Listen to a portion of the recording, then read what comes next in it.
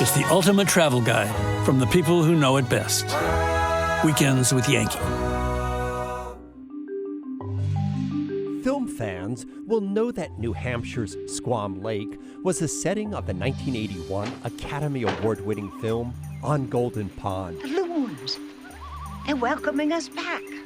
Starring Katharine Hepburn, Henry Fonda, and his daughter Jane.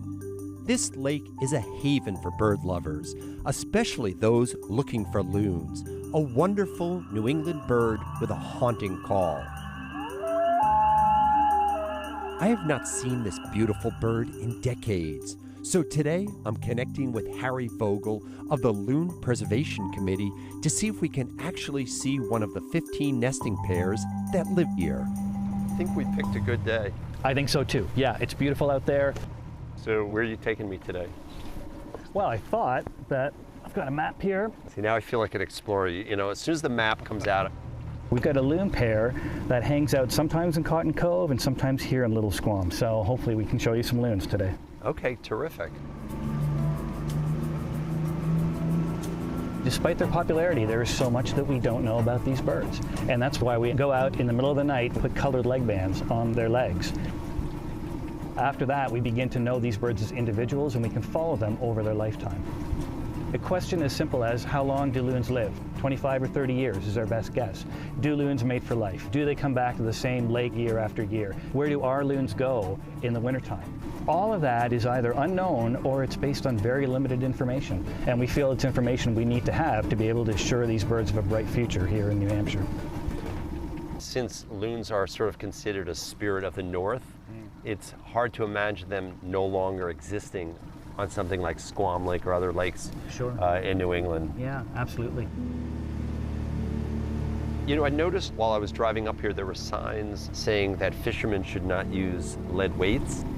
Loons have no teeth, so they forage along the lake bottom for these little pebbles, and they use those as surrogate teeth. These little split-shot lead sinker are about the same size and shape as those little pebbles they're looking for, but the smallest little split-shot sinker that you can imagine, if a loon ingests that, it's going to kill that bird within 2 to 4 weeks. They have, what, 4 different kind of calls? And one of them, to me, sounds like, you know, a wolf. It also has a sort of very lonely, hypnotic sort of sound to it. I know one of the calls of a loon is a tremolo. Tremolo, yes. Tremolo, and I've been sort of working on it a little. Let me see if I can do it. All right. It's not bad. It's not bad, it's not good, but I don't think any loon's gonna confuse it. When you most often hear those calls is when they first arrive on the lakes, and that's April and May, because they're setting up territories. The hormone levels, they're sky high, and then as the hormone levels kind of drop, the chicks become grown and they're more independent, and loons will begin to wander a little bit more. They'll visit with each other, and they'll become generally a little bit more quiet. I think you've just described human males. Maybe a little bit. A lot of testosterone, get in a new place, announce they're there. Yeah. Lose a little testosterone, become a little more accepting. Yeah. That's we may be more alike than different, right? That's yes. right.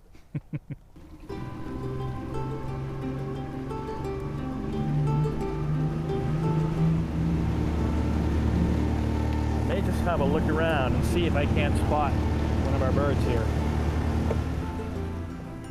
I see something in the water account over there. Would they typically be in the shade or in the sun on a day like this? Oh, you could find them either. You know, they could be in pretty close to the shore, or they could be out in the middle of the lake.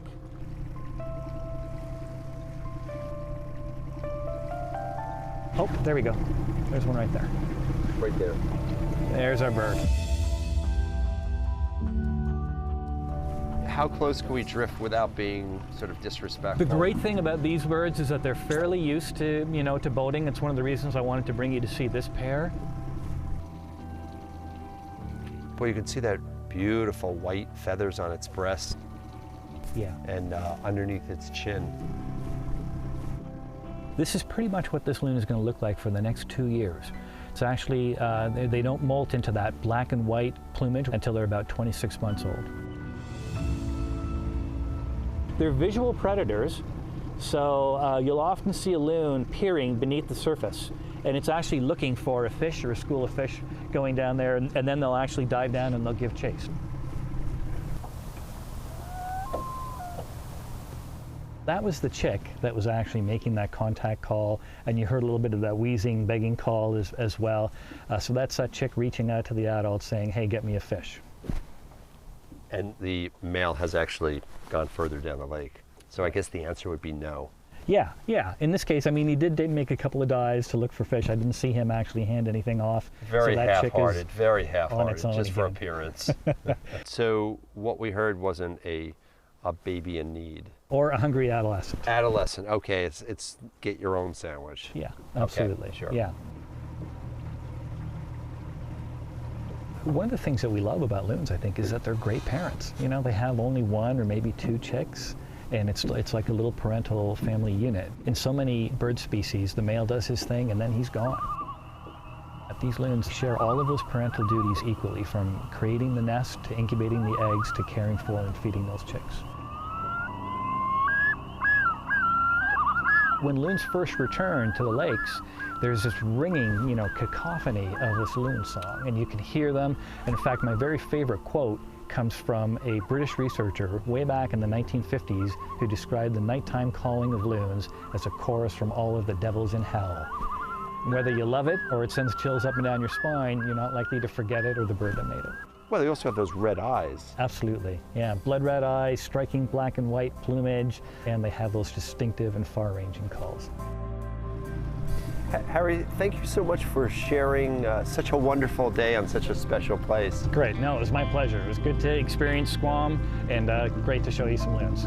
Thank you. It was my on Golden Pond moment. Fantastic. In a good way. Good. Thank you. You're welcome.